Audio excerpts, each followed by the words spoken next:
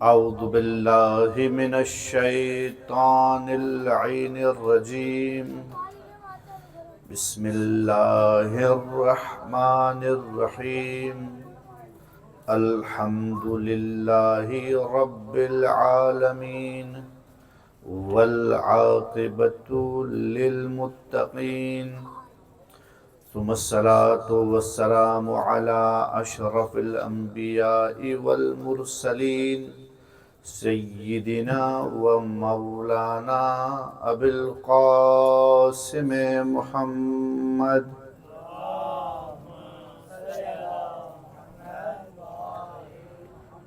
وآله الطيبين الطاهرين المعصومين المنتجبين الميامين المظلومين لا سيما بقية الله الأعظم روحي وأرواح العالمين لتراب مقدمه الفدا واللعن الدائمة على أعدائهم أجمعين من يومنا إلى قيام يوم الدين.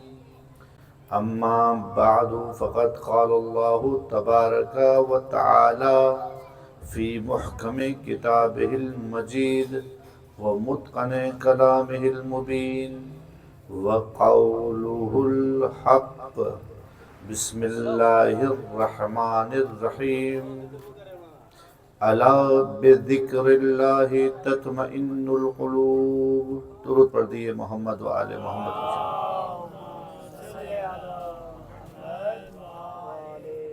سورہ رات کی آیت نمبر 28 کا آخری حصہ آپ کے سامنے مسلسل تلاوت کیا جا رہا ہے، جس میں ارشاد رب العزت ہو رہا ہے کہ الا بذکر اللہ تطمئن القلوب، آگاہ رہو کہ اللہ کی یاد سے دل مطمئن رہتے ہیں. کیونکہ جب اللہ کی یاد ہوگی تو کوئی غلط کام نہیں کرو گے، جب غلط کام نہیں کرو گے تو دل میں پشیمانی نہیں ہوگی، دل میں ڈر نہیں ہوگا، دل میں خوف نہیں ہوگا. جب خوف نہیں ہوگا، ڈر نہیں ہوگا، اضطراب نہیں ہوگا تو امن و امان ہی ہے، اطمینان ہے. یہ بالکل ایسا ہی ہے کہ جیسے انسان کے پاس کوئی امانت رکھی ہے. امانت تو بڑی شے ہے کہ جو ہمارے نبی کی شان ہے. نبی کو قریش مکہ نے 2 ناموں سے پہچانا، ایک صادق، ایک امین. امین کا مطلب یہ ہے کہ جو کچھ نبی کے پاس اگر رکھوایا گیا ہے تو سمجھ لو کہ محفوظ ہے. اگر نبی کے پاس ہے تو محفوظ ہے. کافر نبی کو مانتے نہیں ہیں لیکن امانتیں ان کے پاس رکھتے ہیں. کافر نبی کو نبی نہیں مانتے لیکن سچا ضرور مانتے ہیں. کافر نبی کو اللہ کا نمائندہ نہیں مانتے ہیں لیکن سب سے الگ مانتے ہیں. اس بندے میں بات کچھ الگ ہے کہ جب یہ بولتا ہے تو سچ بولتا ہے، اور جب اس کے پاس امانت رکھی جاتی ہے تو امانت اس کے پاس امانت ہوتی ہے. اب چاہے وہ مال کی صورت میں ہو یا بات کی صورت میں ہو. دیکھیے، سچ بولنا نبی کی شان ہے نا. نبی کا دو خوبیاں ہیں. سچے ہیں، لیکن آپ کو پتہ ہے کہ کچھ سچ ایسے بھی ہیں جو شریعت میں حرام ہیں. کہنے کو تو سچ ہے، آپ سچ بول رہے ہو لیکن شریعت کہتی ہے کہ حرام ہے. کون سا ایسا سچ ہے؟ اور بہت ہے. اور اس حرام سچ کو ہم بہت شوق سے بولتے ہیں اور مزہ بھی آتا ہے. سچ ہے اور شریعت نے کہا حرام ہے، اور ہم شریعت کی نہیں مانتے ہیں اور اسے بہت شوق سے بولتے ہیں. وہ کون سا سچ ہے؟ اس سچ کو کہتے ہیں غیبت. بھئی غیبت کیا چیز ہے؟ کسی کا عیب آپ جانتے ہیں، آپ کو خبر ہے، آپ اس کو بولیں گے تو سچ ہے یا جھوٹ ہے؟ سچ ہے. لیکن یہ سچ ایسا ہے کہ اس کو بولنے کی قطعاً اجازت نہیں ہے کہ تم اسے بول نہیں سکتے. ٹھیک ہے جی. اب امانت میں اگر آپ کے پاس کسی کا کوئی سچ آ گیا ہے تو تمہارے پاس امانت ہے. اب دیکھیں، نبی کی 2 صورتیں ہیں، ایک صادق ہے، ایک امین ہے. امین کا مطلب صرف مادی چیزوں کی حفاظت نہیں ہے بلکہ اگر کسی کی خبر بھی ہے نبی کے پاس، وہ نبی کے پاس محفوظ ہے۔ لہذا یہ بڑی خوبی کی بات ہے کہ وہ نبی کہ جو صادق بھی ہے، وہ امین بھی ہے، اس کا ماننے والا، اس کا چاہنے والا، کیا وہ بھی صادق ہے؟ کیا وہ بھی امین ہے؟ اب صداقت کو جیسے ہی دم بھرو گے تو غیبت کا مرحلہ کھل جائے گا آگے۔ لیکن شریعت کہہ رہی ہے کہ یہ ایسے ہی سچ ہے کہ جسے تمہیں بولنے کی اجازت نہیں ہے، تم بول نہیں سکتے، تمہیں کسی کا عیب معلوم ہے لیکن چھپا کے رکھو۔ یہ بالکل ایسا ہی ہے، تمہیں تو اس کا ایک عیب معلوم ہے، خدا کو تمہارے سارے عیب معلوم ہیں۔ کیا وہ تمہارا عیب کسی جگہ پر عیاں کرتا ہے؟ وہ عیاں نہیں کرتا۔ ایک مرتبہ ایک شخص حضرت امیر کی خدمت میں لایا گیا، اور جب حضرت امیر کی خدمت میں لایا گیا تو اس پہ الزام تھا کہ اس نے چوری کی ہے، اور چوری میں پکڑا گیا تھا۔ تو حکم دیا کہ اس کے ہاتھ کاٹ دیے جائیں، حکم دیا کہ اس کے ہاتھ کاٹ دیں۔ یا علی میں نے پہلی چوری کی ہے، مجھے بخش دو۔ کہا کہ نہیں، خدا ایسا نہیں ہے کہ تم پہلی چوری کرو اور تمہیں پکڑوا دے، یہ تو سچ بات نہیں ہے۔ یا علی میں بہت پریشان ہوں، میرے اہل و عیال کی تعداد بہت زیادہ ہے، میں ان کی خدمت کرنے والا ہوں، میں اکیلا ان کا والی و وارث ہوں، مجھے سزا نہ دو۔ حضرت امیر نے سر جھکا دیا، زمین پر کچھ خط کھینچنے لگے، پھر کہا کہ نہیں، ہوگا تو وہی کہ جو شریعت کا حکم ہے۔ اور بالآخر علی کے حکم سے، علی کی اجازت سے اس کے ہاتھوں کو کاٹ دیا گیا۔ جب ہاتھ کٹ گئے نا تو سچ زبان پہ آ گیا، یا علی آپ نے سچ کہا تھا، میں اس سے پہلے 100 چوریاں کر چکا تھا، خدا نے مجھے پکڑوایا نہیں۔ یہ 101ویں چوری ہے، یہ میری 101ویں چوری ہے کہ جس میں گرفتار ہوا، پکڑا گیا اور آپ نے حکم سنایا، ورنہ پروردگار عالم تو بڑا پردہ رکھتا ہے۔ تو پروردگار عالم ہمیں کسی کا عیب، ایک عیب معلوم ہے، ذات خدا کو ہمارے اتنے عیب معلوم ہیں کہ ہمارے عزیزوں کو، ہمارے والدین کو، ہمارے بہن بھائیوں کو پتہ چل جائے تو ہم پہ تھوکے بھی نہ، کیونکہ انسان تو عیب سے بھرا ہوا ہے۔ تو جب میں خود عیب سے بھرا ہوا ہوں تو کسی کے عیبوں کی طرف میری نگاہ کیا رہے گی؟ تو لہٰذا دل کا اطمینان جو ہے وہ دوسروں کے عیب ڈھونڈنے میں نہیں ہے، بلکہ دل کا اطمینان دوسروں کے کمال ڈھونڈنے میں ہے۔ دیکھیں، میں نے شاید اشارہ کیا تھا پچھلے سال، آج دوبارہ ترجمہ کرتا ہوں اس پہلی آیت کا جو سورہ الحمد کے اندر پائی جاتی ہے، جس میں کہا گیا الحمد للہ رب العالمین، تمام تعریفیں صرف اللہ کی ہے۔ کیا ایسا لگتا ہے آپ کو؟ آپ نے چائے پی تو چائے کی تعریف کی یا اللہ کی تعریف کی؟ چائے کی تعریف کی۔ آپ نے تبرک کھایا تو تبرک کی تعریف کی یا اللہ کی تعریف کی؟ آپ نے کسی سے اچھی مجلس سنی تو آپ نے مجلس کی تعریف کی یا اللہ کی تعریف کی؟ مجلس کی تعریف کی۔ ہم کب اللہ کی تعریف کرتے ہیں؟ ہم تو چیزوں کی تعریف کرتے ہیں، ہم تو کھانے کی تعریف کرتے ہیں، کسی کے حسن کی تعریف کرتے ہیں، کسی کے کمال کی بات کرتے ہیں، کسی کی سیرت کی بات کرتے ہیں، کسی کے علم کی تعریف کرتے ہیں، کسی کے گلے کی تعریف کرتے ہیں، کسی کے کردار کی تعریف کرتے ہیں، کسی کی رفتار کی تعریف کرتے ہیں، چیزوں کی تعریف کرتے ہیں۔ خدا کی تعریف ہم کہاں کرتے ہیں؟ کبھی کی ہے؟ خدا کی تعریف تو ہم حقیقت پریکٹیکل زندگی میں نہیں کرتے ہیں، جبکہ قرآن کیا کہہ رہا ہے؟ الحمدللہ رب العالمین، تمام تعریفیں صرف اللہ کی ہیں۔ یعنی کیا مطلب؟ وہ جو تم نے چائے کی تعریف کی وہ چائے کی تعریف نہیں کی، وہ اللہ کی تعریف کی ہے۔ وہ جو تم نے چائے بنانے والے کی تعریف کی ہے، تم نے اس کی تعریف نہیں کی ہے بلکہ اللہ کی تعریف کی ہے۔ وہ جو تم نے بریانی کی تعریف کی، بریانی کی تعریف نہیں ہے بلکہ خالق کی تعریف ہے۔ وہ بریانی بنانے کی جو تعریف کی، اس کی تعریف نہیں کی بلکہ تعریف کس کی ہے؟ خدا کی ہے۔ تو لہٰذا کمالات تو بندوں میں پائے جاتے ہیں، تو بندوں کی تعریف کو تو خدا کی تعریف خود بخود ہو جاتی ہے۔ تم بندوں کی تعریف کرو، وہی بندوں کی تعریف حقیقت میں تعریف کس کی ہے؟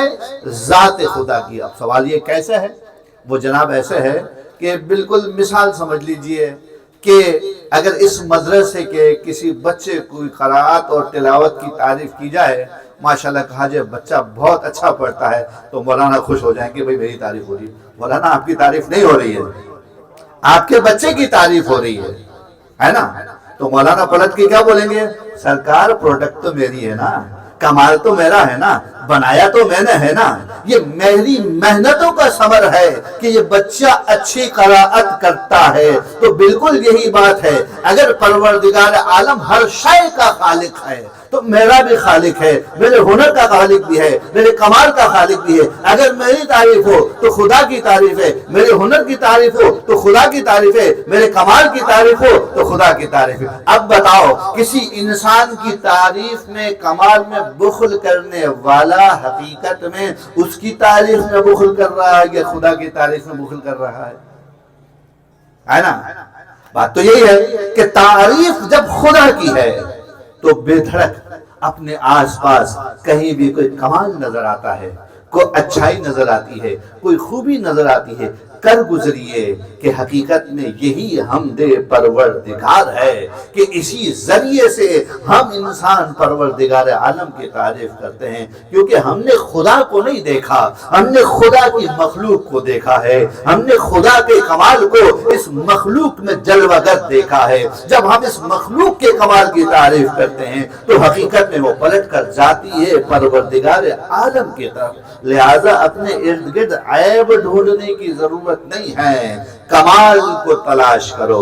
اور خصوصیت سے نئی نسل، نئے بچے آتے ہیں، وہ کوشش کرتے ہیں، محنت کرتے ہیں، اسٹرگل کرتے ہیں، غلطی سب سے ہوتی ہے، ہم معصوم تھوڑی ہیں، ہم محمد ابن عبداللہ نہیں ہیں، ہم نبی کریم نہیں ہیں، ہم علی ابن ابی طالب نہیں ہیں، ہم فاطمہ زہرا نہیں ہیں، ہم زین العابدین نہیں ہیں، ہم زمانے کے امام نہیں ہیں، وہ اعلیٰ ہستیاں ہیں، ان سے غلطی نہیں ہوتی، ان سے خطا نہیں ہوتی، ان سے ہذیان نہیں ہوتا، ان سے نسیان نہیں ہوتا۔ ہم جو ہیں، جو ہم جیسے ہیں، ان سے غلطی بھی ہوتی ہے، ان سے عصیان بھی ہوتا ہے، ان سے نسیان بھی ہوتا ہے، ان سے ہذیان بھی ہوتا ہے۔ انسانوں میں ہی عیب پائے جاتے ہیں، خدا کے نمائندوں میں عیب نہیں پائے جاتے۔ اور اگر رہنا ہم نے انسانوں کے درمیان ہے تو محبت سے رہیے، ان کے کمالات کو دیکھیے، ان کے کمالات پہ نگاہ کیجئے تاکہ اس کمال میں تمہیں خدا نظر آئے۔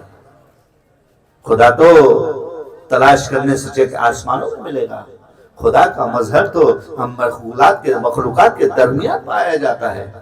اب اگر اس خدا کو جسے ہم مانتے ہیں، وہ خدا جسے ہم مانتے ہیں، اس کے بارے میں اگر ہم مزید یقین پیدا کرنا چاہیں، مزید اگلے مرحلے پہ جانا چاہیں، تو اس اگلے مرحلے کو اطمینان کہتے ہیں۔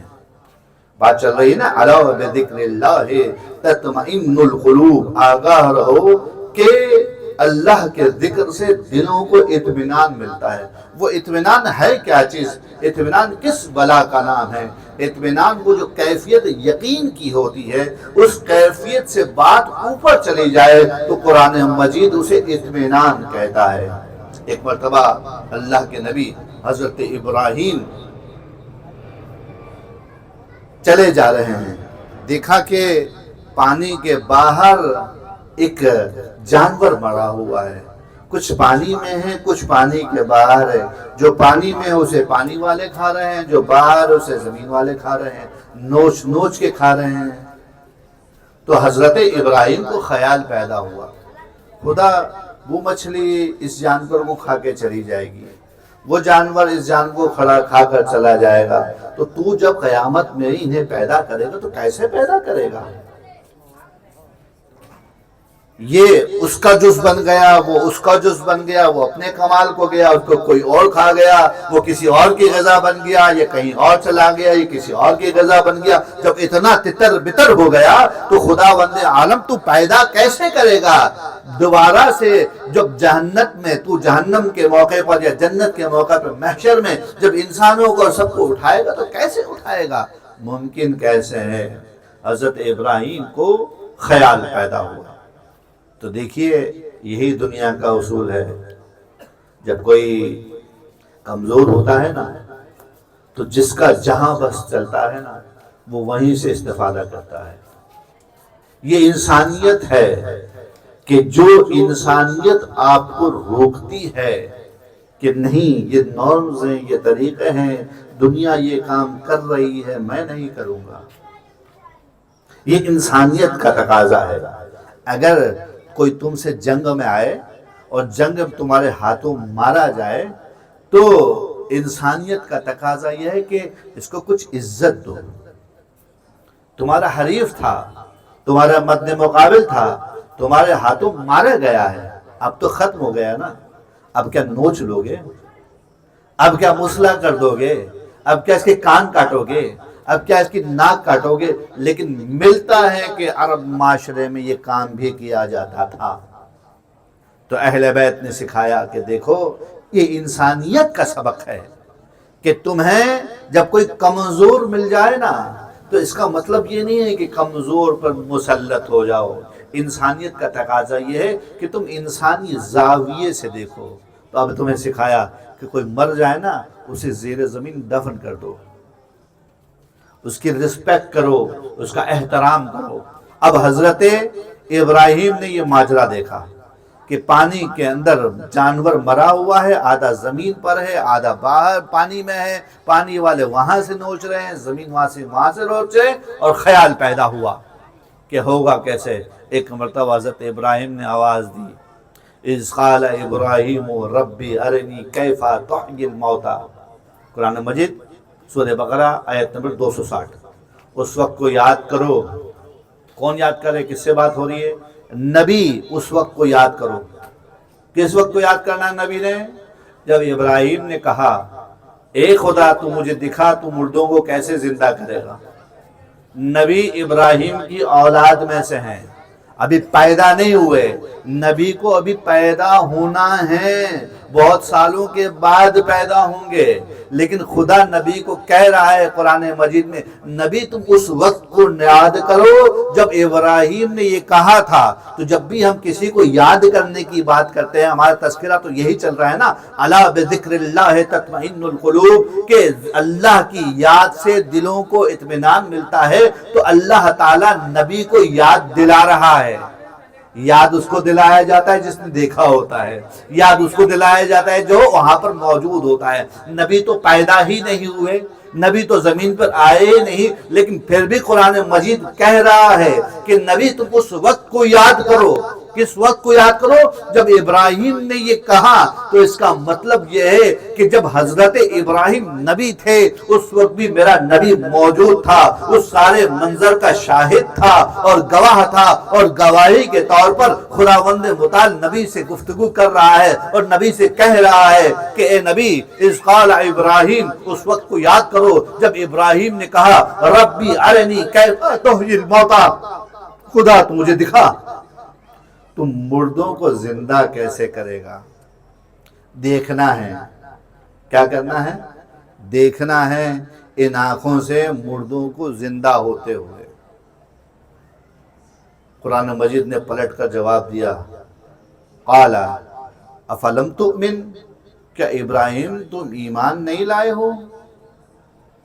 تو ابراہیم نے کہا قال بلا، ایمان تو لائے ہوں، ولیکن لیطمئن قلبی، میں کہہ اس لیے رہا ہوں تاکہ میرا قلب مطمئن ہو جائے. اس کا مطلب یہ ہے کہ ایمان سے اگلی منزل ہے اطمینان کی، یقین سے اوپر کی منزل ہے اطمینان کی. ابراہیم مانتے ہیں کہ خداوند متعال مردوں کو زندہ کر سکتا ہے، قیامت کے دن میں مردوں کو زندہ کرے گا، لیکن پھر بھی دیکھنا چاہتے ہیں خدا یہ تو دکھا تو زندہ کرے گا کیسے، طریقہ کیا ہوگا، یہ منظر تو ہمیں دکھا. اگر اب بھی سمجھ میں نہیں آ رہی بات تو اس کی مثال دے کے آپ کو سمجھاتا ہوں. دیکھیے آپ میں سے کون ہیں جو مکہ کو نہیں مانتا؟ کون ہے جو مدینہ کو نہیں مانتا؟ سب کو پتا ہے نا مکہ ایک شہر ہے، مدینہ ایک شہر ہے.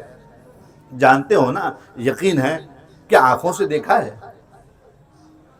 مکہ گئے نہیں لیکن مانتے ہیں، مدینہ دیکھا نہیں لیکن مانتے ہیں.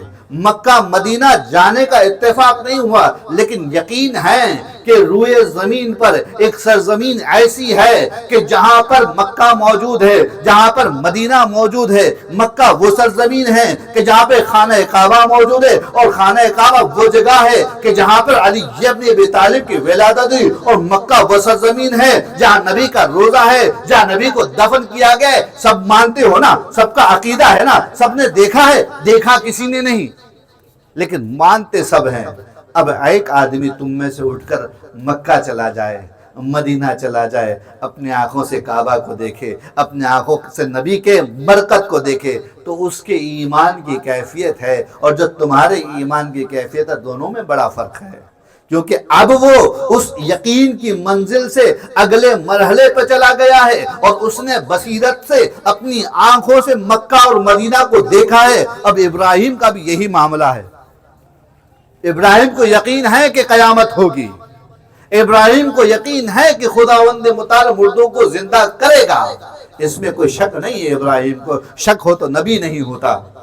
تو ابراہیم کو کوئی کمی نہیں ہے، عقیدے میں کوئی کمی نہیں ہے، اعتقاد میں کوئی کمی نہیں ہے، ایمان میں کوئی کمی نہیں ہے، یقین میں کوئی کمی نہیں ہے، لیکن پھر بھی خدا سے کہہ رہے ہیں کہ ربی ارنی کیف تحیی الموتى، خدا تو مجھے دکھا تو مردوں کو کیسے زندہ کرے گا، تو مجھے دکھا کہ مردے کیسے زندہ کرے گا۔ اور خداوند متعال نے کہا افلم تؤمن، ابراہیم تمہیں ایمان نہیں ہے؟ قال بلا، ابراہیم نے کہا کہ ایمان تو ہے، وَلَٰكِن لِيَطْمَئِنَّ قَلْبِي، لیکن میں چاہتا ہوں کہ میرا دل مطمئن ہو جائے۔ تو پھر قرآن نے کہا قَالَ فَخُذْ أَرْبَعَةً مِّنَ الطَّيْرِ، اے ابراہیم تم 4 پرندے لو، فَصُرْهُنَّ إِلَيْكَ، اور ان کا اپنی نگاہوں کے سامنے چورا کرو، قیمہ کرو، ٹکڑا کرو، مکس کرو، ایک ساتھ کر دو ان کو، کہ ایسے مکس کر دو کہ پتہ نہ چلے کہ کون سا گوشت کس پرندے کا ہے۔ حضرت ابراہیم کو حکم ہوا، دیکھنا ہے نا، چلو ہم دکھاتے ہیں تمہیں منظر کیسے ہوگا۔ فَخُذْ أَرْبَعَةً مِّنَ الطَّيْرِ، 4 پرندے پکڑو۔ حضرت ابراہیم نے 4 پرندے پکڑے۔ کون سے پرندے تھے؟ مرغ تھا، مور تھا، گدھ تھا، کوا تھا۔ یہ 4 پرندے پکڑے۔ اب تفصیل میں جانے کا موقع نہیں کہ ان کی اپنی اپنی خصوصیت ہے، اپنا اپنا ان کا ڈیٹیل وضاحت ہے، لیکن ابھی وقت میں گنجائش نہیں کہ اس چیزوں کو بیان کر سکوں، لیکن 4 پرندے پکڑے۔ اب معلوم نہیں حضرت ابراہیم کا جی کیسا مانا کہ ابراہیم نے ان پرندوں کو ذبح کر دیا، اور ذبح کرنے کے بعد ان کا قیمہ کیا۔ جب قیمہ کر دیا تو پھر آیت آ رہی ہے، آگے کہتی ہے کہ یا ابراہیم فخذ 4 من الطیر، 4 پرندے پڑھو، فصرهن الیک، اور ان کو اپنی نگاہوں میں قیمہ کر دو، ثم اجعل علی کل جبل منہن جزءا، اب جب تمہارے پاس جمع ہو گیا نا، ہر پہاڑ پر اس میں سے ایک جز جا کے رکھا ہو، قیمے کو تقسیم کر دو۔ اب سوال ہے کہ کتنے پہاڑ؟ آیت نے نہیں بتایا، آیت نے بتایا کہ ہر پہاڑ پر ایک حصہ رکھنا ہے۔ آیت نے کیا کہا کہ ثم اجعل علی کل جمل، پھر تم رکھ دو ہر پہاڑ پر منہن جزءا، اس قیمے میں سے ایک جز رکھ دو۔ کتنے پہاڑ؟ روایت نے بتایا، اہل بیت نے بتایا کہ 10 پہاڑ تھے۔ حضرت ابراہیم نے ہر پہاڑ پر ایک جز رکھ دیا۔ اب آیت بڑھ رہی ہے، میں ساتھ میں بتاتا جا رہا ہوں کیا ہو رہا ہے اور کیا حکم دیا جا رہا ہے۔ فَصُرْهُنَّ إِلَيْكَ، ان کا قیمہ اپنی نگاہوں کے سامنے کرو، ثُمَّ اجْعَلْ عَلَى كُلِّ جَبَلٍ جُزْءًا مِّنْهُنَّ، ان میں سے منہن جزءً، اس میں سے ایک جز رکھ دو۔ پھر کیا کرو؟ ثُمَّ ادْعُوهُنَّ إِلَيْكَ، پھر تم ان کو پکارو۔ رکھ دیا؟ ہر پہاڑ پر ایک پرندہ نہیں ہے، پرندوں کا قیمہ ہے۔ جب رکھ دو تو پھر دور جا کر تم پکارو، تو پھر کیا ہوگا؟ پھر ہوگا یہ کہ تمہارے پاس یہ پرندے آ جائیں گے تیزی سے دوڑتے ہوئے۔ اور حضرت ابراہیم نے یہ کام کیا، جیسے ندا دی تو وہ جز ہر گوشت کا ذرہ ذرہ الگ ہوا، ہر گوشت اپنے گوشت سے جا کر ملا، ملنے کے بعد پرندے کی تشکیل ہوئی اور وہ پرندہ دوڑتا ہوا اڑتا ہوا حضرت ابراہیم کی بارگاہ میں آ گیا تو پروردگار عالم نے کہا وَعْلَمْ إِنَّ اللَّهَ عَزِيزٌ حَكِيمٌ، اور ابراہیم یاد رکھو کہ تمہارا خدا بڑا عزیز ہے، تمہارا خدا بڑا حکیم ہے۔ اب آپ نے دیکھا کہ حضرت ابراہیم نے قیامت میں ہونے والے منظر کو اس دنیا میں ویژولائز کیا، دیکھا، اور خداوند متعال سے جو دیکھنے کی جزا مانگی وہ کیا مانگا؟ وہ مانگا کہ مجھے اطمینان مل جائے، ہے نا؟ اطمینان کی خاطر حضرت ابراہیم نے یہ کام کیا۔ تو بھائی ہم بھی تو یہی کہہ رہے ہیں کہ الا بذکر اللہ تطمئن القلوب، تم ابراہیم جیسے تو نہیں ہوں، تمہارے لیے معجزات تو نہیں ہوں گے، لیکن اطمینان تو تمہیں بھی چاہیے۔ تم نبی تو نہیں ہو، تمہارے لیے معجزہ تو نہیں ہوگا، لیکن اطمینان کی حاجت تو تمہیں بھی ہے۔ تو پروردگار عالم نے تمام مسلمانوں کے لیے، تمام انسانیت کے لیے ایک پیغام رکھ دیا، اور پیغام کیا رکھا کہ دیکھو اگر تم اطمینان قلبی چاہتے ہو، تم اپنے دل کو مطمئن کرنا چاہتے ہو، تو طریقہ یہ ہے کہ اللہ کا ذکر کرو، اللہ کو یاد رکھو۔ جب تم بستر سے اٹھو تو تمہاری یاد میں خدا ہونا چاہیے۔ مل کے درود پڑھیے۔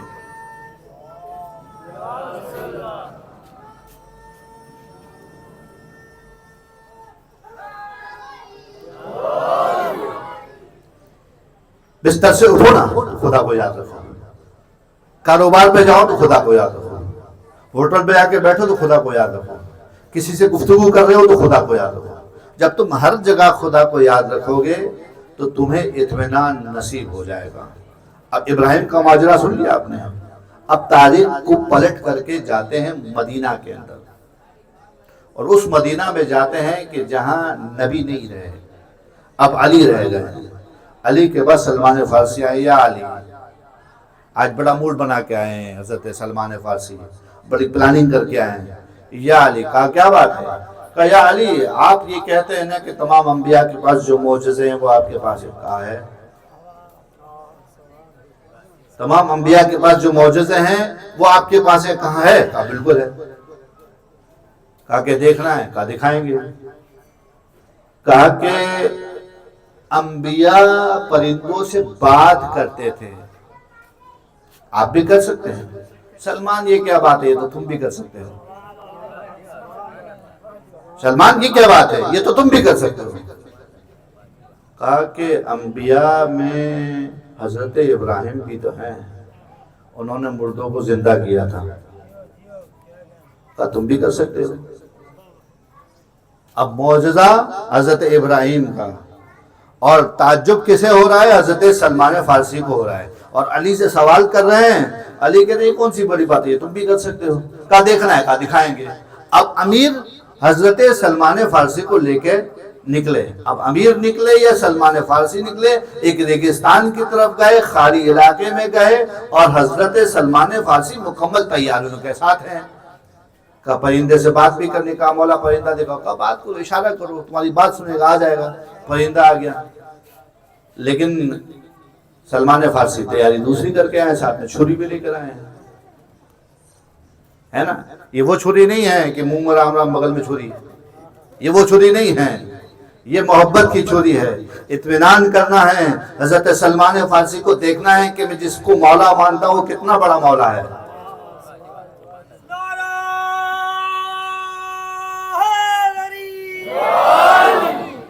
تو لہذا سلمان فارسی تیاری کے ساتھ آئے ہیں۔ کہا کہ بلاؤ، بلایا، اور حضرت سلمان فارسی نے چھری باہر رکھ دی۔ تو ارادے پتہ ہے کہ سلمان فارسی کیا کرنے والے ہیں۔ پرندوں کو بلایا، پرندہ آیا، اس سے پہلے کہ کوئی بات چیت ہو، پرندے نے اپنا سر گردن جو ہے چھری پہ رکھ دی، رگڑ کے اپنے آپ کو کاٹ دیا۔ خدا نے بچا لیا ابراہیم حضرت سلمان کو کہ تم کسی کو کیا قتل کرو گے، تم علی کے چاہنے والے ہو۔ پلان تو یہی کر کے آئے تھے، کیونکہ جب کسی کو زندہ کرنا ہے تو پہلے مارنا ہوگا نا۔ تو حضرت سلمان فارسی نے ذبح نہیں کیا، وہ پرندہ خود آیا اور خود آنے کے بعد گردن رگڑی، سر قلم ہو گیا، مر گیا۔ کہا یہ تو دیکھ لیا، بلایا تھا، کہا اب جوڑنا بھی ہے، تو کہا اس کا سر گردن سے جوڑو اور خدا سے کہو پروردگارا تجھے علی کا واسطہ اس پرندے کو جان بخش دے۔ سر کو تن سے جوڑا، خدا سے دعا کی، علی کا واسطہ دیا، پرندہ پھٹ آگے اڑ گیا۔ سلمان کو مزہ آیا۔ کسی کو زندہ کرنے کا جو مزہ ہے نا، وہ بات ہی الگ ہے۔ من احی النفس فکأنمن احی الناس جمیعا، کہ جو ایک نفس کو زندہ کرتا ہے گویا اس نے کیا کیا، پوری کی پوری انسانیت کو زندگی دی ہے۔ حضرت سلمان فارسی کو مزہ آ گیا، یہ علی ایک بار پھر ہی دیکھنا ہے نا۔ تو اب حضرت سلمان فارسی نے دوبارہ دیکھا، دوبارہ بلا لو، مسئلہ کیا ہے؟ دوبارہ بلایا۔ اس سے پہلے کہ سلمان فارسی کچھ کرے، پرندہ آیا، چھری پہ سر رکھا، سر قلم کیا، مر گیا۔ اب پھر زندہ کرنے کا مزہ ہے۔ پھر سر کو تر سے جوڑا، خدا سے دعا کی، علی کا واسطہ دیا، پرندہ اڑ کے چلا گیا۔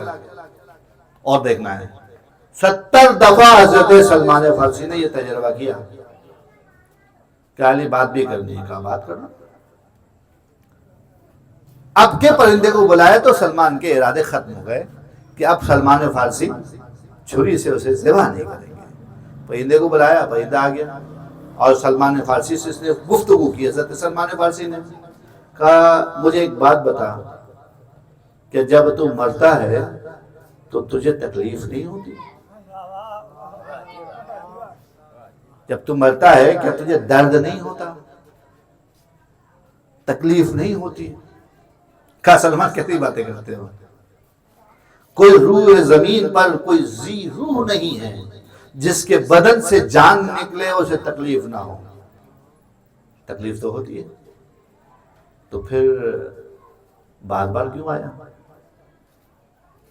جب تکلیف ہوتی ہے تو ایک بار آ جا، 2 بار آ جا، 3 بار آ جا، 70 دفعہ آیا اور شوق سے اپنے تن کو اپنے سر سے جدا کیا۔ بار بار کیوں آیا؟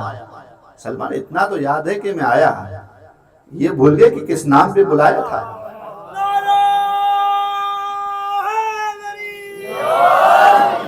یہ بھول گئے کہ کس نام پہ بلایا تھا۔ مجھے علی کے نام پر بلایا جائے، میں لاکھ مرتبہ بھی آؤں، مجھے تکلیف بھی ہو، مجھے رنج بھی ہو، مجھے علم بھی ہو، لیکن نام علی پر بلایا جائے گا تو میں اسی طرح آتا رہوں گا، کیونکہ میرے آنے میں کمال نہیں ہے، جس نام پہ بلایا جا رہا ہے وہ نام ہی بڑا برکتوں والا ہے، وہ نام ہی۔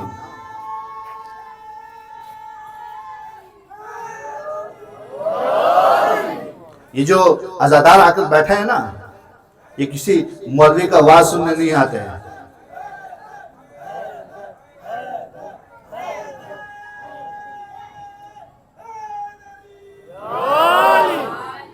یہ جتنے بھی آئے ہوئے نا، آپ میں سے ایک بھی کوئی اچھی باتیں سننے نہیں آتے ہو تم لوگ آتے ہو حسین کا ذکر سننے کے لیے، ہے نا؟ دن بھر کے تھکے ہوئے بھی ہوتے ہو، کام پر بھی جاتے ہو، زحمت بھی کرتے ہو، گھر کی پریشانیاں ہیں، والدین کی پریشانی ہے، بہنوں کی پریشانی ہے، چھوٹے بھائیوں کی پریشانی ہے، روزگار کا مسئلہ ہے، سب کچھ بھی ہے، لیکن محرم کا چاند نکلتا ہے نا تو آ کر بیٹھ جاتے ہو۔ کہا اب بیٹھ گئے نا، تو کیوں بیٹھ گئے ہیں؟ اس لیے بیٹھ گئے ہیں کہ ہم تذکرہ سنیں گے، اس لیے بیٹھ گئے ہیں کہ ہم کچھ اور کر نہیں سکتے، یہ کر سکتے ہیں تو یہ کریں گے، ہے نا؟ کیونکہ جب بھی حسین کا تذکرہ سنتے ہو، کربلا کا تذکرہ سنتے ہو نا، تو دل میں خواہش ہوتی ہے، کہتے ہو یا لیتنی کنت معکم فافوز فوزا عظیما، اے کاش میں بھی کربلا میں ہوتا، اے کاش میں بھی کربلا میں ہوتا، اور میں بھی آپ کے لشکر میں ہوتا، میں بھی 3 دن کا پیاسا ہوتا، میں بھی آپ کی معیت میں جنگ کرتا، میرا خون بھی آپ کے خون کے ساتھ ملا دیا جاتا۔ میری یہ خواہش ہے، میری یہ تمنا ہے، لیکن پوری نہیں ہوتی۔ جب پوری نہیں ہوتی تو میں کیا کر سکتا ہوں؟ میں یہ کر سکتا ہوں کہ میں فرش عزا پر آ کے بیٹھ جاؤں، فرش عزا کو زینت دوں، فرش عزا کو رونق دوں۔ فرش عزا کی رونق صرف فرش عزا پر آ کر بیٹھ جانا نہیں ہے، فرش ازا کے انتظامات کو دیکھنا بھی ہر ایک کی اپنی ذمہ داری ہے۔ ایسا تو نہیں ہے کہ جو فرش ازا کے انتظام ہو رہا ہے اس میں کوئی ادھورا پن ہے، ادھورا پن ہو یا نہ ہو لیکن میں اپنا حصہ اس میں ڈالتا چلوں، کیونکہ حسین پر قربانی کے لیے جو میکسیمم قربانی ہے وہ ہے جان کا دیا، اس سے کم پر نہیں ہے۔ جو بھی حسین کے ساتھ ہے وہ اس بات پر ہے کہ ہماری جان بھی آپ کے لیے ہے۔ اب جان تو نہیں مانگی ہم سے، تو جو مانگا ہے، جو میسر ہے وہ ہم دے سکتے ہیں، وہ ہم فراہم کر سکتے ہیں، اور اس کی فراہمی کیا ہے کہ یہ عزا کا تسلسل باقی رہے۔ یہ جو ہماری میراث ہے نا، جو ہمارے بزرگوں نے ہمیں سکھائی ہے کہ فرش عزا پر کیسے بیٹھتے ہیں۔ یہ چھوٹے بچوں کو لے کر آتے ہیں، تھکے ہوئے بچے ہوتے ہیں، معصوم بچے ہوتے ہیں، یہ رک نہیں پاتے، لیکن پھر بھی فرش عزا پر لا کر بٹھاتے ہو نا، یہ حقیقت میں بچوں کو سکھاتے ہو کہ دیکھو بچوں، کل ہم نہیں تھے، ہمارے بزرگ تھے، لیکن آج ہم ہیں، کل ہم نہیں ہوں گے، لیکن یہ فرش عزا آباد ہوگا۔ اس فرش عزا کو تم آباد کرو گے، تمہارے ہاتھ میں اس فرش عزا کی باغ دوڑ ہوگی، کچھ ہو نہ ہو لیکن یہ فرش عزا ہونا چاہیے۔ یہ جو میراث منتقل ہو رہی ہے اس کو یہ انتقال بڑا عجیب ہے، بڑا کمال کا ہے۔ آپ دیکھیے وہ ایک آخری دن میں جب سوگ اٹھتا ہے نا تو ایک جملہ آتا ہے، مرثیہ پڑھا جاتا ہے، بچے تو اگلے برس ہم ہیں اور پھر یہ غم پھر ہے، جو نہ رہے تو یہ ہمارا سلام آخر ہے۔ یہ جو ہر مجلس اسی عنوان سے کہ ہمارا سلام آخر ہے، اور ہم سننا چاہتے ہیں ذکر اہل بیت، ہم رونا چاہتے ہیں، ہم مصیبت میں گریاں ہونا چاہتے ہیں۔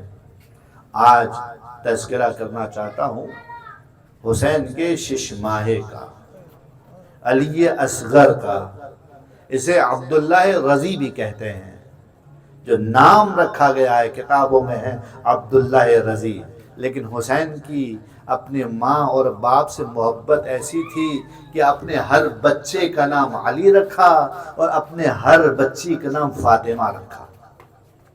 یہ حسین کی محبت ہے اپنے والدین سے۔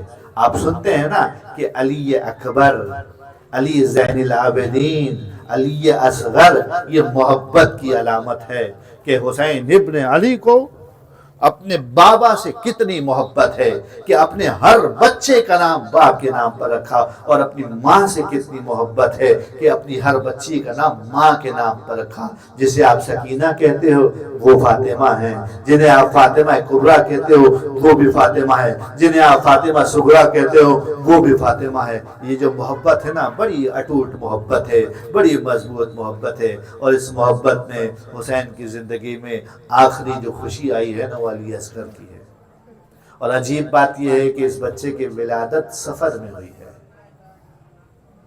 حضر میں نہیں ہوئی ہے، مدینہ چھوڑ چکے ہیں، مدینہ چھوڑ چکے ہیں اور مکہ اور یہاں کے راستے میں ہیں۔ اس راستے میں حضرت علی اصغر کی ولادت ہوتی ہے، عبداللہ رضی کی ولادت ہوتی ہے۔ بڑی محبت ہے حسین کو، بڑی محبت ہے ماں رباب کو، اور بڑی محبت ہے سکینہ کو، فاطمہ کو علی اصغر سے۔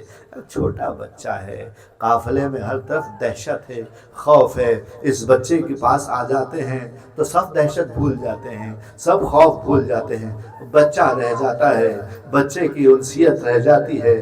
اب کربلا کا دن ہے، عاشور کا دن ہے، آپ کو معلوم ہے نا کہ 3 دن سے پانی نہیں پیا۔ علی اصغر کو پانی کا کیا کام ہے؟ علی اصغر تو شیرخوار ہے نا، لیکن جس بچے کی ماں نے پانی نہ پیا ہو نا، اس بچے کو دودھ نہیں ملتا۔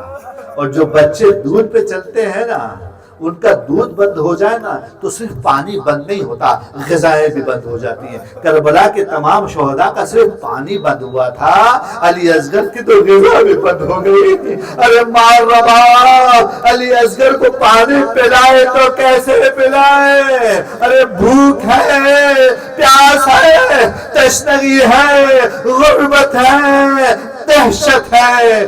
ایسے میں عاشور کا دن آ گیا، رات کو ماؤں نے اپنے بچوں کو بڑی محبت سے سمجھایا ہے کہ کل تمہیں قربانی پیش کرنی ہے، کل تم میرے نمائندہ بنو گے۔ مجھے نہیں معلوم کہ رباب نے علی اصغر کو کیا سکھایا، رباب نے علی اصغر کو کیسے سکھایا، ششماہی کو کیا کہا کہ علی اصغر دیکھو تمہارے ہوتے تمہارے باپ کو غضب نہیں پہنچنی چاہیے، جب تک تم سلامت ہو تمہارا باپ سلامت رہے۔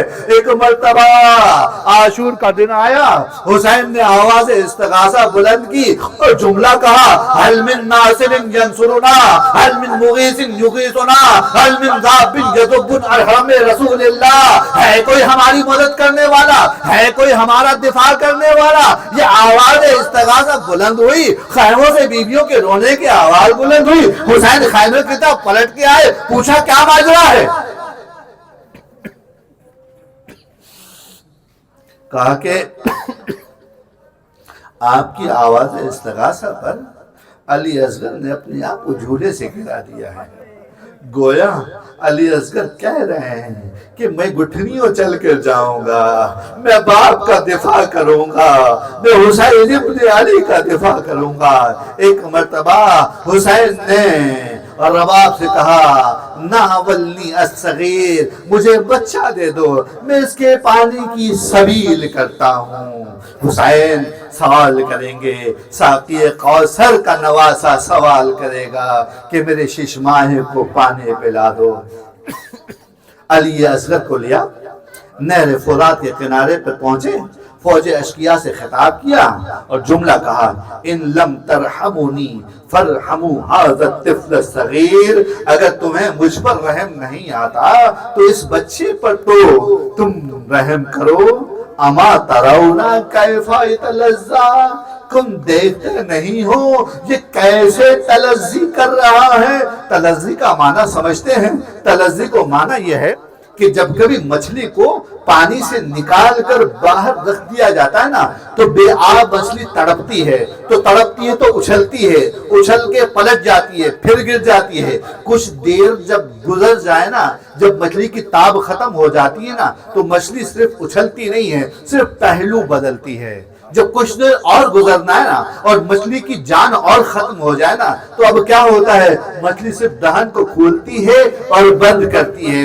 اس حالت کو عربی زبان میں تلذی کہتے ہیں۔ حسین کہہ رہے ہیں تم دیکھتے نہیں کہ میرا بچہ کتنا نڈھال ہے، ارے اس میں سکت نہیں ہے، پیاس کے مارے کبھی دہن کو کھولتا ہے کبھی دہن کو بند کرتا ہے۔ اجرکم اللہ، مجھے نہیں معلوم لیکن ماں پر کیا گزرتی ہوگی اپنے اس پیاسے بچے کو اس حالت میں دیکھ کر۔ حسین نے کہا، اما ترونہ کیف یتلذا، کہ تم دیکھتے نہیں ہو کہ بچہ کیسے تلذی کرتا ہے۔ اگر تمہیں میری بات پر یقین نہیں آتا تو میں اس بچے کو یہاں چھوڑ دوں گا، تم اسے پانی پلا دو۔ ایک مرتبہ جواب نہیں آیا، حسین نے بچے کو گود میں اٹھایا اور جملہ کہا، اے حجت خدا کے بیٹے، تو اپنی حجت کو تمام کر دے۔ ارے طفل صغیر نے اپنی خوش زبان ہونٹوں پہ لگانا شروع کی، وہاں فوج اشقیاء میں ہلچل مچی۔ وہاں ابن سعد نے حرملہ سے کہا، حرملہ اقطع کلام الحسین، حرملہ حسین کے کلام کو بند کرو۔ ایک مرتبہ حرملہ نے اپنے سے شعبہ تیر کو اپنے کمان پہ لگایا، وہ تیر ہوتا ہے جس سے اونٹوں کو نہر کیا جاتا ہے۔ ایک مرتبہ نشانہ سادھا، نشانہ سادھنے کے بعد ابن سعد سے پوچھا کہ میں باپ کو نشانے پہ لوں یا بچے کو نشانے پہ لوں؟ ایک مرتبہ ابن سعد نے کہا، تجھے بچے کی زبان کی خشکی نظر نہیں آتی؟ ایک مرتبہ ظالم نے، معلوم نہیں کہ حرملہ کی اولاد تھی بھی یا نہیں، لیکن حرملہ نے تیر نکالا، ارے وہ تیر کے جس سے اونٹوں کو نہر کیا جاتا ہے، اس تیر کو چلایا ہے۔ روایت کہتی ہے کہ تیر کا چلنا تھا فَذُبِحَ الطِّفْلُ مِنَ الْأُذُنِ إِلَى الْأُذُنِ، ارے بچہ ایک کان سے دوسرے کان تک ذبح ہو گیا۔ حسین کی گود میں ننھا علی اصغر خون میں تڑپتا ہوا، پیاسا تو تھا اب خونی بھی ہو گیا۔ اجرکم اللہ، خدا کوئی غم نہ دے سوائے غم اہل بیت کے۔ حسین کی گود میں ششماہا ہے، بڑا امتحان ہے۔ حسین پانی پلانے آئے تھے، ماں سے وعدہ کیا تھا کہ پانی پلا کر لاؤں گا، اب پلٹنا چاہتے ہیں۔ ایک مرتبہ دیکھا کہ خیمہ اٹھا ہے، حسین رک گئے، حسین پلٹ گئے، دوبارہ خیمے کا پردہ بند ہوا، حسین نے دوبارہ پلٹنا چاہا، پھر خیمہ کھلا، خیمے کا پردہ ہٹا، حسین رک گئے، حسین پلٹ گئے۔ راوی کہتا ہے کہ مجھ پہ حسین کی غربت پر بڑا رحم آیا۔ ایک مرتبہ حسین نے اپنی تلوار سے ایک چھوٹی سی قبر کھودی اور علی اصغر کو اس قبر میں دفن کر دیا۔ ننھی سی قبر کھود کے اصغر کو ڈانٹ کے حسین اٹھ کھڑے ہوئے۔ مولا حسین اب کھڑے ہو گئے، آپ سنیں گے، آخری جملے سن لیجئے گا۔ علی اصغر کو دفن کر دیا نا، مولا آپ نے کسی کو دفن نہیں کیا، علی اکبر کو دفن نہیں کیا، قاسم کو دفن نہیں کیا، اور محمد کو دفن نہیں کیا، عباس کو دفن نہیں کیا، مسلم ابن عقیل کے بچوں کو دفن نہیں کیا، آپ نے کسی کو دفن نہیں کیا، آپ نے اپنے بھائیوں کو دفن نہیں کیا، عباس الابدار کے بھائیوں کو دفن نہیں کیا، آپ نے اصحاب کو دفن نہیں کیا۔ مولا علی اصغر کو دفن کرنے کا کیا وجہ ہے؟ عجب نہیں کہ آواز آئے کہ میں نہیں چاہتا کہ تمام شہداء کی طرح علی اصغر کا سر نیزے پہ بلند ہو، علی اصغر کا سر تن سے جدا ہو۔ ایک ایک شہید کا سر تن سے جدا ہوا، لیکن علی اصغر دفن تھے۔ ارے شام غریبہ جب آئی نا تو سارے کے سارے سرداروں کے پاس نیزے تھے، نیزوں پہ سر موجود تھے۔ ایک ایسا سردار بھی تھا کہ جو بیلداروں کا سردار تھا، لیکن اس کے پاس نیزہ ضرور تھا لیکن نیزے پہ سر نہیں تھا۔ اس نے کہا کوئی ایسا شہید بھی بچا ہے کہ جس کا سر میں اپنے نیزے پہ لاؤں؟ کہا کوئی بچا نہیں ہے۔ کسی سپاہی نے کہا ہاں ایک بچہ ہے کہ کربلا کی زمین پر حسین نے اس بچے کو دفن کیا تھا، اگر اس کو دفن کو لے آؤ تو اس کے سر کو ہم نیزے پہ بلند کریں گے۔ اجرکم اللہ، خدا کوئی غم نہ دے۔ اب علی اصغر کے ننھے سے لاشے کی تلاش شروع ہوئی۔ کا معلوم یہ کہاں دفن کیا ہے؟ کہا یہ تو نہیں معلوم کس جگہ دفن کیا ہے، لیکن اندازے سے بتا سکتے ہیں اسی احاطے میں ہوگا، اسی محوطے میں ہوگا۔ ایک صف کھڑی کر دی نیزہ برداروں کی اور ان سے کہا کہ تم ایک کام یہ کرو کہ اپنے نیزے کو زمین پہ مارتے چلو، نیزہ زمین پہ مارو، نیزے کو باہر نکالو، نیزہ زمین پہ مارو، نیزے کو باہر نکالو، نیزہ زمین پہ مارو، نیزے کو باہر نکالو۔ عجیب یہ ہے کہ نیزہ زمین پہ نہیں چل رہا تھا، رباط کے سینے پہ چل رہا تھا۔ ارے ایک نیزہ ایسا چلا کہ رباط کا دل علی اصغر نکل کے رہا۔ اجرکم اللہ، مصیبت ختم نہیں ہوئی۔ بڑا چھوٹا شہید ہے نا، بڑا چھوٹا شہید ہے، بڑا کمسن شہید ہے۔ ارے اس شہید کو قبر سے نکالا، نکال لینے کے بعد سر کو قلم کیا، سر کو نیزے پہ بلند کیا۔ کوئی رباب سے پوچھے تیرے اصغر کی خیر۔ اجرکم اللہ، بس احمد تمام آخری مصیبتیں پڑھ رہا ہوں۔ جب شام غریب آ گئی نا اور رات کا اندھیرا چھا گیا نا، جب شہید ہو چکے، تمام بچوں کو جمع کر دیا گیا، کچھ پانی اہل بیت کو مل گیا۔ جب پانی پی لیا نا تو سب اپنی اپنی جگہ پر بیٹھ گئے۔ تو ایک جلے ہوئے خیمے کی اوٹ میں جلے ہوئے جولے کے پاس بیٹھ کر جناب رباب رو رہی تھی۔ سن لیجئے گا، آخری مصیبت ہے۔ جناب رباب ایک جلے ہوئے خیمے کے پاس، ایک جلے ہوئے جولے کے پاس بیٹھ کر رو رہی ہیں۔ جناب زینب آئی اور کہا بھابی آپ روتی ہیں، میں بچوں کو کیسے سنبھالوں، کیا وجہ کیا ہے؟ کہا کہ وجہ کچھ بھی نہیں، 3 دن سے میں نے پانی نہیں پیا تھا، میرا دودھ خشک ہو گیا تھا، آج پانی پیا ہے، لاؤ میری علی اصغر کو، میں اپنے اصغر کو سیراب کروں۔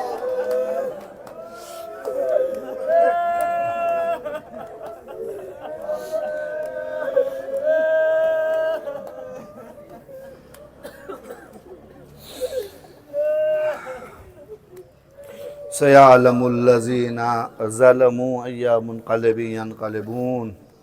بائلہ تجھے واسطہ محمد و آل محمد کا، ان آہوں پر اپنی رحمتوں کو نازل فرما، بار الہ ان آنسوؤں پر اپنی رحمتوں کو نازل فرما، بار الہ حاضرین مجلس، سامعین مجلس اور بانیان مجلس پر اپنی رحمتوں کو نازل فرما۔ جہاں کہیں بھی اہل بیت کے چاہنے والے شیعہ، محبان، ماتمدار، عزادار موجود ہیں، ان کی جان، مال، عزت، آبرو کی حفاظت فرما۔ بائلہ تجھے واسطہ محمد و آل محمد کا، اپنی آخری حجت کے ظہور میں تعجیل عطا فرما، ہمیں ان کے اعوان و انصار میں شامل فرما۔ وتقبل منا انکا سمیع الدعا، ماتم حسین۔